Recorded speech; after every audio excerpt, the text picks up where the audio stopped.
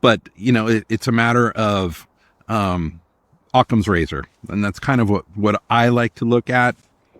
I'm going to try and figure out exactly what it isn't before I try and figure out what it is. And it's, typically it's usually the most logical explanation.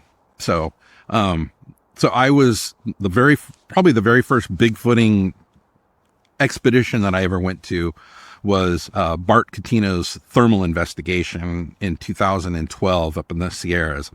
He had taken the thermal footage, and then he got a whole bunch of people together to basically come up and recreate and look at this whole thing. I'd never met Bart in person before. I'd never met Robert Leiterman. I'd never met all these different people. And I'll always remember Bart walking up to Robert, who's a dear friend of his, gives him a big hug, and I'm just kind of standing back with all these other people. Wally Hersom was there.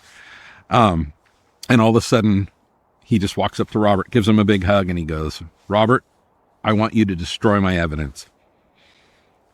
And Robert said, "Okay." And I understood what he meant. He's like, find whatever I didn't find. Find out, basically, if this is real, I want to know it's real. But if it's not, let's figure that out.